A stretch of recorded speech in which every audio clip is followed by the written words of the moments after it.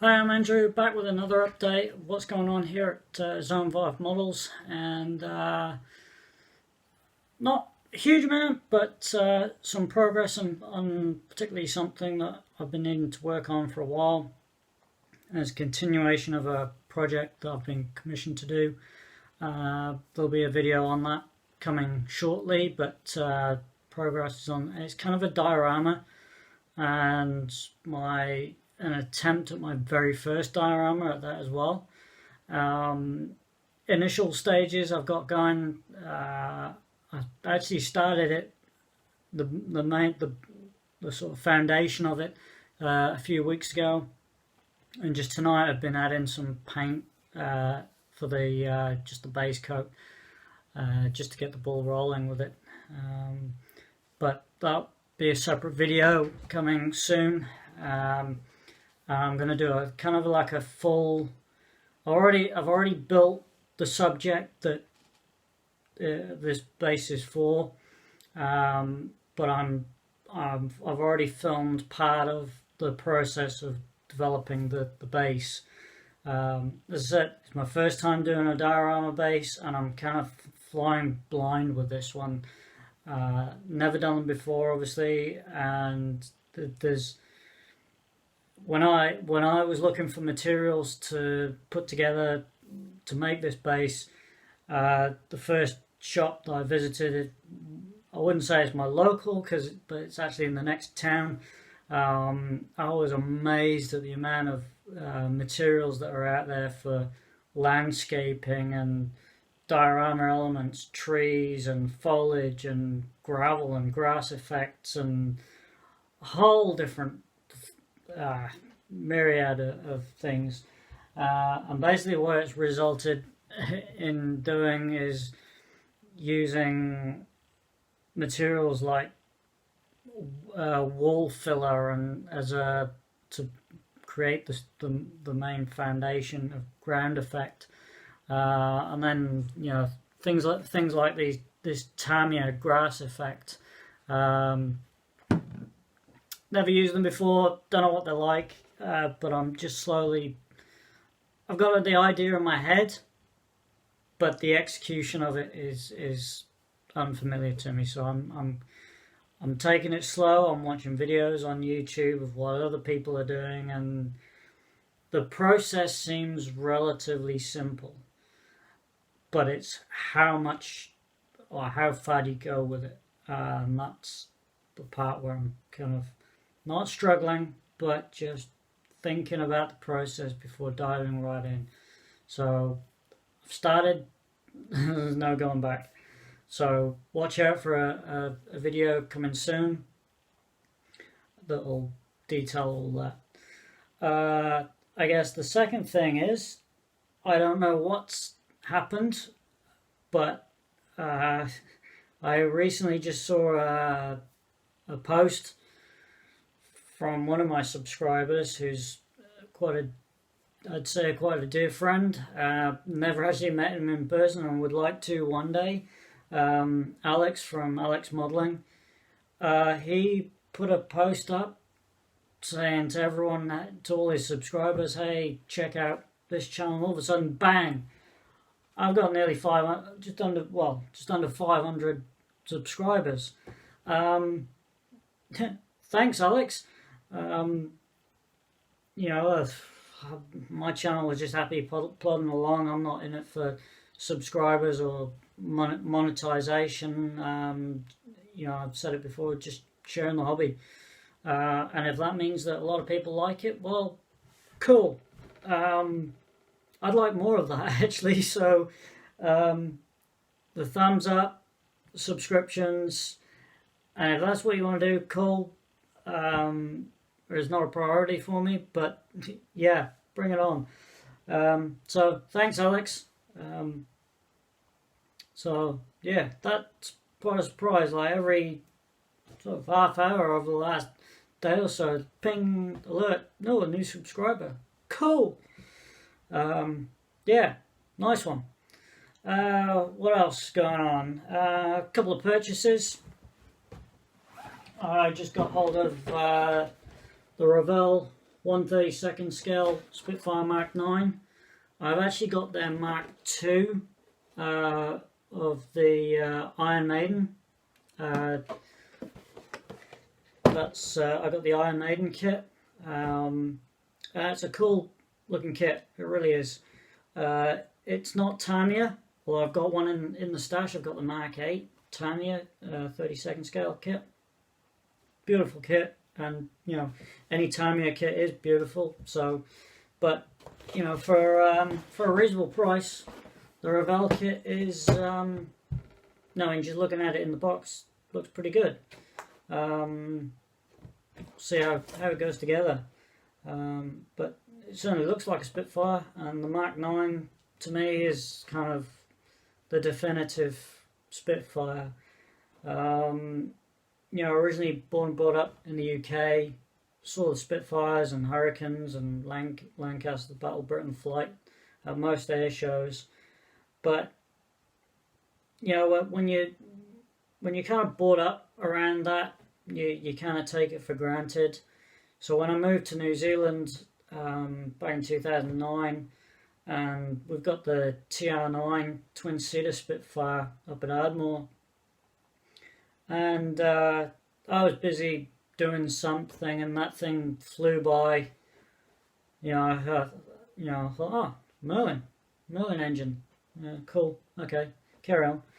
And people were looking at me like, what's wrong with him? You know, it's a Spitfire. You know, I didn't even give it a second thought. You know, I knew what it was. Yeah, just people didn't get it. And I said, well, I said, it's not about being blasé or anything, or, you know, it's just that I saw them every single year at multiple air shows. You see one, you've seen them all. You often see multiples of them, particularly at British European air shows. So to see another one, well, it wasn't too much of an issue. You know, not too much. You know, the excitement wasn't there for me. You know, I'm a jet guy, so props, yeah, they don't normally do it for me. But the more I've gotten to understand the story of the Spitfire and what it means to aviation history, the more I've come to like it, and particularly the Mark 8, the Mark 9. Those to me, when the Spitfire start to really look good. Mark 1s, Mark 2s, yeah, not so much. They're the early types. But I'm slowly growing to like the Spitfire, but it's like that much.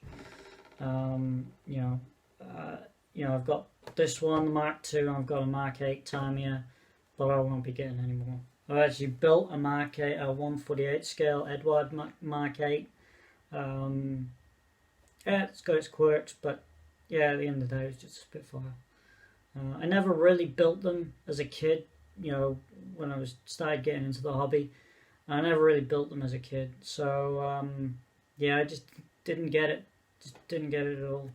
That's not to say that I don't think it's a great aeroplane. It is a great aeroplane. It was really well designed. The elliptical wing did it for it, and it's, you know, the rest is history, as they say. It just became the icon of World War II, really, from a European standpoint. You know, Germany had the 109. You know, it's they're cool airplanes for history. They really are. And so the next one up, one I've been hunting down for absolutely years, ever since I first saw it released, and I missed the boat. I missed the opportunity to get one at the time. In fact, when was this kit actually released? Is there a year on it?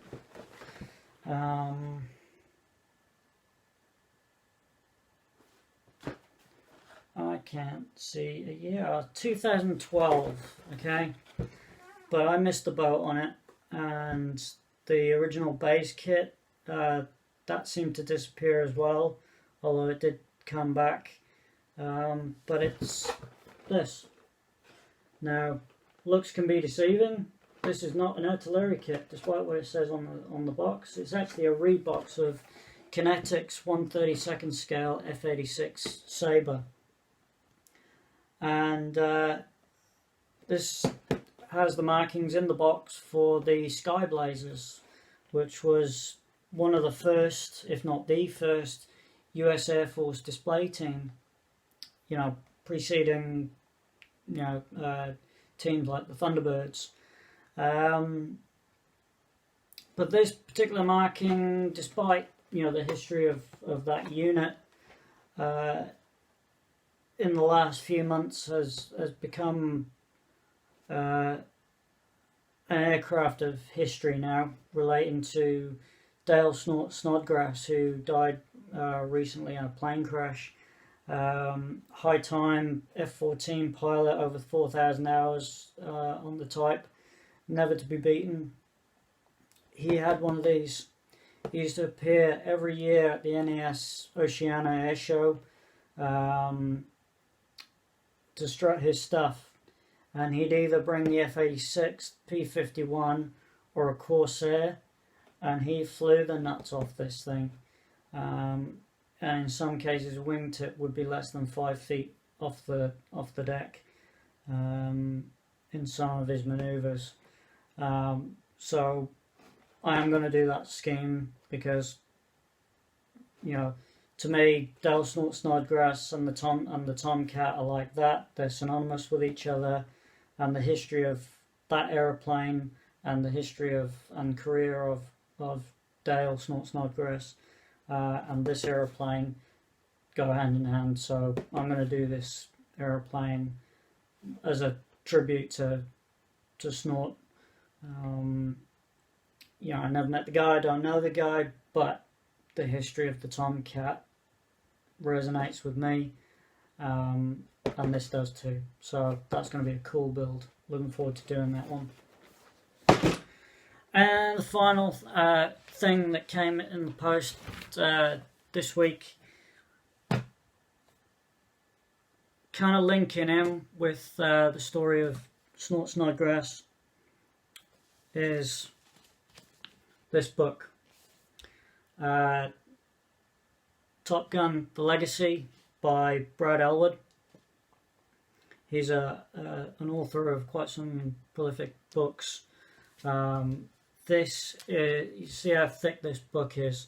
This is the chronological history of how the Top Gun school was developed, the history leading up to it, and the people involved in it. For those that don't know, forget what you know about the Top Gun movie. You can bin that right off the bat. The Top Gun school came out from basically lessons lost in history back from the days of von Richthofen and Oswald Bolker, who effectively wrote the rules on air-to-air combat. But unfortunately, as technology developed, those lessons were lost. And it took a guy called, it took the Vietnam War to highlight that. And long story short, a report was issued by a guy called Frank Alt, and became the Alt report. That was presented to a guy called Dan Pedersen at NAS Miramar at the time. This was long before the Top Gun school was even a thought, but the Alt report was placed on his desk and said, have a read of this, and what do you think about starting a structured training program based around the findings of the Alt report. And Dan Pedersen and a host of other famous names, J.C. Smith, and then other names later on, Willie Driscoll, Duke Cunningham, Bio Baranek, all ended up becoming instructors of the Top Gun school at some point.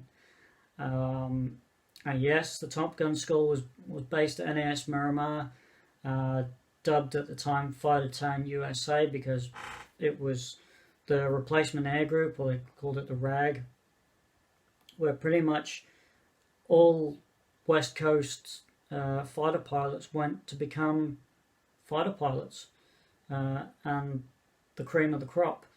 That's where they all went to do their stuff. And the Top Gun school turned around what was a very shameful air-to-air combat result of Vietnam. Simple as that. They turned it around, and they still produce great fighter pilots, tacticians, even today. Although the school has moved, they got new aircraft, new departments, a whole lot of other fragments of departments that are involved in it. It is still essentially a school for training the best combat pilots in the world. They stand by that. So this book, I've read books from Bo Burnett and read Dan Pedersen's book, and they all paint the same story of that school did wonders for the United States Navy, and other schools have stemmed off from it. So can't wait to start reading that book. I've had a brief flick through it. Unlike Brad's other publications, it's not a pictorial book. So if you're looking for lots and lots of photos of tomcats and hornets, you're going to be disappointed. It is a reader's book to teach the history of the school. There's a couple of photos in there from the very early and start of the school, and a couple of more recent photos, but it's like 3 or 4 pages out of a couple of hundred pages, So that's a cool book. So I'm glad to see that. So videos probably that I'm gonna put up in the coming probably days or weeks will be my diorama build. That'll probably be finished soon, I hope, if I can get my head around it. And also I have another build that's halfway in the process. I may put something up there, and then I'm going to do a build series of I've got an Airfix 1/72 scale Blackburn Buccaneer that I'm going to do, and that's going to have a whole host of multimedia parts added to it, and it's going to be a cut and shunt build. Basically I'm going to cut the front end off it and put a cockpit, new intakes. It's going to have new everything in it, basically. It's going to be a shadow of its former self. Anyway, I'm Andrew, signing off from Zone 5 tonight. Hope everyone's well, stay in touch, and again, thanks for the subscribes, everyone. And if anyone else wants to subscribe, go ahead, click the like button, and glad you like the videos so far, and hope to do more. Thanks, cheers, bye.